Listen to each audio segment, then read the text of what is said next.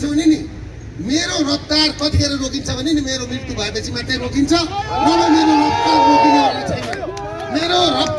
मेरो रफ्तार रोकिने कोही पनि आउँदैन। तपाईँलाई एउटा कुरो थाहा छ, घोडाको लगाम हुन्छ, तपाईँहरूले बुझ्नुभयो, घोडाको लगाम हुन्छ, सिंहको लगाम हुँदैन। यो कुरा बुझ्दा हुन्छ सामन्तीहरूले, तस्करहरूले। र दुर्गा परसाई लगाममा छैन र दुर्गा परसाईले यो व्यवस्था परिवर्तन गराउँछ।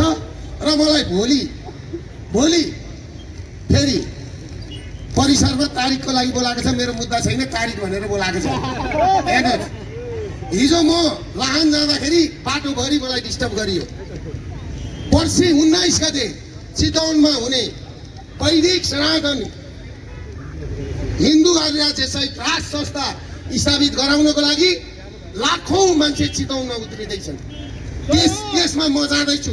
त्यो त्यहाँ जान्छ भनेर अहिलेदेखि यहाँ प्रहरी परिसरमा मलाई भोलि तारिखको लागि भनेर बोलाइँदैछ। तर म सर्वोच्च अदालतका माननीयहरू, उच्च अदालतका माननीयज्यूहरूलाई के भन्छु भने तपाईहरू सबैजना मिलौँ, तपाईँ हामी मिलौँ, अहिले देश जोगाउँ। आज देश धेरै ठुलो सङ्कटमा छ। देश जोगाउने भनेको के रहेछ भन्दाखेरि मैले पटक भनेको छु, नेपाली जनता, नेपाल, भारत र चाइनाको पनि नि छहारी भनेको नि छाता भनेको के रहेछ भन्दाखेरि हिन्दू अधिराज्य र राज संस्था भन्ने कुरो आज स्पष्ट भयो। यदि यो देशमा साँच्चै चुनाव भयो भने सबैभन्दा पहिला भारत टुक्रिन्छ र भारतमा पनि नि केही भारतमा रका दलालहरू रहेछन्, यो भन्नुपर्छ। आज रको लडाइँ छ, बिजेपीका र काङ्ग्रेसका रको लडाइँ छ। यहाँ एउटा चुनाव गराउँ भन्ने, अर्को चुनाव नगराउँ भन्ने यहाँ लागेका छन्। बुझ्नुभयो नि? एउटा राज संस्था स्थापित गर्नुपर्छ अनि मात्रै हाम्रो भविष्य छ इन्डियाको भन्छ, अर्को होइन यो विदेशीलाई कपला कुप्लुक छिराउनुपर्छ भनेर लागेको छ। उनीहरूको लडाइँ छ। त्यसले गर्दाखेरि हामीलाई भारतका दलालहरूको नि हामीलाई सहयोग चाहिँदैन, चाइनाको पनि सहयोग चाहिँदैन, अमेरिकाको पनि सहयोग चाहिँदैन। राजा ल्याउन हिन्दू अधिराज्य ल्याउनलाई हामी नेपालीको सहयोग चाहिएको छ। नेपालीको त्यसले गर्दाखेरि मैले अघि भने नि घोडाको लगाम छ, सिंहको लगाम हुँदैन। दुर्गा परसाईको लगाम छैन, यो कुरा बुझ्नु। लगाम लगाएको घोडा होइन दुर्गा परसाई। तिमीहरूले अराउँदा थर्काउँदा दुर्गा परसाई डराउँदैन। कुरा यति बुझ्नु। चुनाव भनेको कुरो निर्वाचन आयुक्तले भन्थे अरे दुर्गा परसाईलाई समाउनु पर्यो भनेर। तर आम पब्लिकले के बुझ्नु पर्यो भने निर्वाचन आयुक्तका श्रीमतीले पनि बुझ्नु पर्यो हिजो अस्ति नेताको हालत के भएको छ। जनताको चाहना विपरीत तिमीले निर्वाचन गरायौ भने केपी ओलीको हालत, शेरबहादुर देउवाको हालत, अरूको हालत तपाईले पनि बुझ्नु होला। निर्वाचन आयुक्तज्यू फेरि तपाईँलाई धम्की दिएको होइन, धम्की दियो भनेर भोलि फेरि साइबरमा नहाल्नु होला। साइबर डाइभर केही हुनेवाला छैन, यहाँ केही हुनेवाला छैन। नेपालको केही हुनेवाला छैन। दुर्गा परसाई डराउँदैन। म क्यान्सर बोकेर मृत्यु बोकेर हिँडेको छु, किन डराउनु? कोसँग डराउने? तर यी चुनावमा जाने गद्दारहरू, देश बेच्ने गद्दारहरू जति पनि चुनावमा जानेछन् नि अहिले, यी सब देशद्रोही हुन्। यी चुनावमा जाने मान्छे भनेका के हुन् थाहा छ? यिनले आमा पनि बेच्छन्, छोरी पनि बेच्छन्। यी यति अपराधी हुन्। किनभनेदेखि त्यो एकजना सुनार भन्ने थियो नि, सिक्री लगाएर हिँड्ने, अहिले गाई काटेर खाने भन्छ। यदि खगेन्द्र सुनार जस्ता मान्छे, हेर्नुहोस् यो पल्ट सदनमा यो चुनाव भयो भने 60%देखि 70% क्रिस्चियनहरू आउँदैछन्। तपाईँलाई थाहा छ कि पास्टरहरू आउँदैछन्। अब त्यस पछाडि साँच्चै चुनाव भएछ र यी पास्टरहरू आएछन् भने नि यो देशमा गाई, माई, चेलीको नि यो हालत हुन्छ भन्ने कुरो यी चेलीबेटीहरूले पनि बुझ्दा हुन्छ। चेलीबेटीहरूले पनि कुरो बुझ्यो के? त्यसले गर्दाखेरि के भन्छन् यहाँ भन्दाखेरि हाम्रो मेयर साहब अस्ति पार्टी भएर जानुभयो 2 महिनामा। उहाँले जे गरे पनि ठिक छ भन्छन् यहाँ मान्छे। हाम्रा मन्दिरमा गएर 2 महिनाको जुठो जिउ लिएर गएर किरियापुत्री है घुमिरहेको छ। त्यो भनेको त्यो धर्ममाथि प्रहार गरेको यो मान्छेले बुझ्दैन। हिन्दू कल्चर मान्ने हिन्दू देशमा जुठो लागेको मान्छे किरियापुत्री सुत्केरीहरू 6 महिनासम्म सुत्केरी जिउ हुन्छ, उनीहरू मन्दिर पस्न मिल्दैन। किरियापुत्रीले नि 1 वर्षसम्म कुनै पनि मन्दिरमा जानु हुँदैन हुन्छ भनेपछि उनीहरू चाहिँ भनेको त्यो शाह अरे तेली शाह अरे उनीहरूको त हुन्छ अरे हो।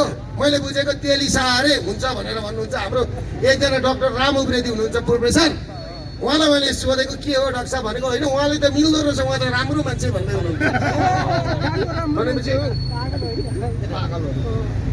भनेपछि म डाक्टर साहबहरूलाई पनि के भन्छु भने तपाईँहरू बुझ्नुहोस् है, हाम्रा धर्ममाथि नि उहाँले लगेर गुनै दलिदिनु भयो पाथिभराको मन्दिरमा शिवजीको मूर्तिमा भने पनि नि होइन उहाँले त अपुङ्गो दलेको भनेर भन्ने रहेछ।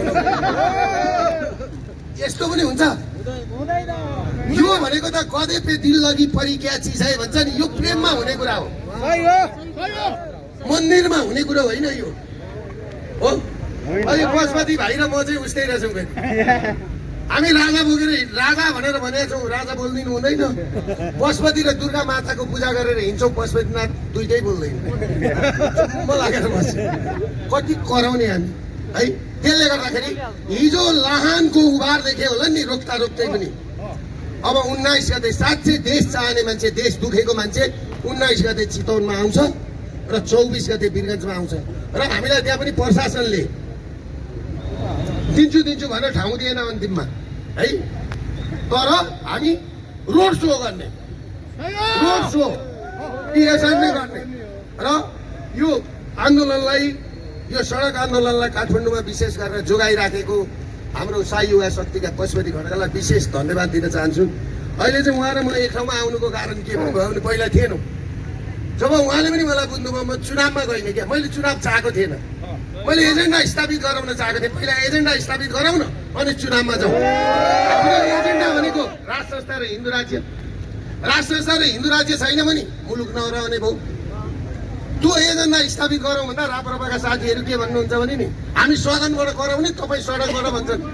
त्यो सदनबाट गराएर पनि केही हुँदैन, सदनमा हामी उफ्रेर पनि केही हुनेवाला छैन। त्यसले गर्दाखेरि सम्पूर्ण नागरिकहरू, महाराज धिराजको पनि इच्छा यही छ, मलाई भारतले ल्याउनु पर्दैन, मलाई चाइनाले ल्याउनु पर्दैन, मलाई अमेरिकाले ल्याउनु पर्दैन, मलाई नेपाली जनताले ल्याउन्, म आउन तयार छु। यो कुरा नेपाली जनताले ल्याउन्, म आउन तयार छु भन्नुभएको छ। अबको आन्दोलनमा यिनीहरूले बुझ्दा हुन्छ लगभग राष्ट्र संस्थाको कोही व्यक्तिहरूबाट सरिक हुन्छ, त्यति विश्वास हामीलाई दिलाएको छ र विश्वास छ। र यो कार्यक्रम यति छोटो समय मैले त अहिले बिहान पो थाहा पाएको, आउँदा फोन गरेर म राति 1 बजी आइपुगेको, कार्यक्रम सकेर फेरि भोलि हिँड्नु छ, बाटोमा पुलिसले फेरि डिस्टर्ब गर्छ। कति गाह्रो छ भने नि मलाई त कहाँ थुन्छ भन्ने थाहा छैन। तर पनि अब मलाई थुन्यो भने तपाईँहरू रेडी हुनुहुन्छ नि यहाँ टायरमा है। हिजो लाहानमा मलाई त्यहाँ त्यति अप्ठ्यारो पारेको थियो भने नि लाहान हिजो सकाप भएको। अब मैले पनि के गर्दैछु भने आफ्नै तरिकाले मलाई चलाइसक्दा त्यहाँ त्यही हिसाब किताबको हुने हिसाबले हाम्रो पनि तयारी भइसकेको छ। त्यसले गर्दाखेरि हामी नआथ्यौँ, हाम्रो विजय भएको छ, हामीले जित्छौँ। हामीसँग एउटै चिज के छ थाहा छ? सत्य छ। हामीसँग दुर्गाको शक्ति छ, हामीसँग भगवान पशुपतिनाथको शक्ति छ, एउटै चिज सत्य छ। र धर्म रक्षति रक्षता भन्छ, धर्मको रक्षा हामीले गर्यौँ भने हामीलाई पनि धर्मले रक्षा गर्नुपर्छ। हामीले विदेशीलाई देश बेच्न खोजेको होइन, देश जोगाउन खोजेको हो। ल सम्पूर्ण जति आउनुभएको छ सबैलाई धन्यवाद दिँदै बिदा लिन चाहन्छु। नमस्ते।